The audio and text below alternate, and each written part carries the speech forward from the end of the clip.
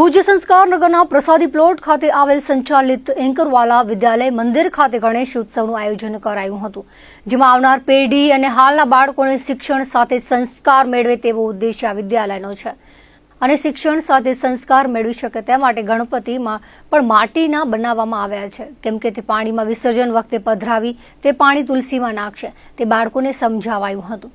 તેમજ પીઓપીના ગણપતિ પાણીમાં પધરાવવાથી પાણીમાં રહેલી માછલીઓ અને જીવાતોને નુકસાન થાય છે તેમ જણાવ્યું હતું અને પર્યાવરણની જાળવણી કરવા જણાવ્યું હતું.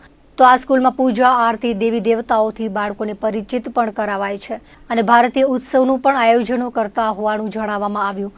અને આવા નાના મોટા કાર્યક્રમોમાં બાળકો, વાલીઓ, વિદ્યાર્થીઓ, આજુબાજુના રહેવાસીઓ, પૂર્વ અધિકારીઓને સાથે રાખીને કાર્યક્રમો યોજાતા હોવાનું નીરોબેન પાંધીએ જણાવ્યું હતું. આ કાર્યક્રમોમાં બાળકો સાથે સ્ટાફગણનો પણ સહયોગ સાંપડ્યો હતો.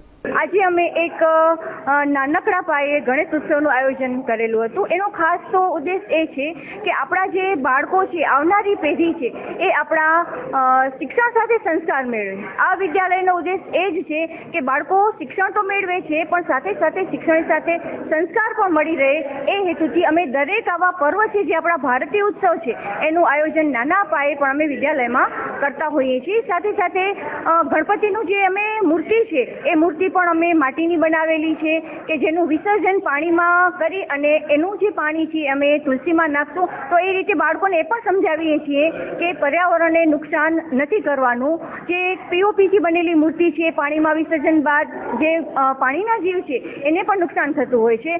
તો આ રીતે બાળકોને એ પણ પર્યાવરણની જાળવણી કઈ રીતે કરવી એ પણ અમે એમને શીખવાડીએ છીએ. સાથે પૂજા આરતી, આપણા દેવી દેવતાઓ, એમનાથી પણ એમને પરિચિત કરાવીએ છીએ.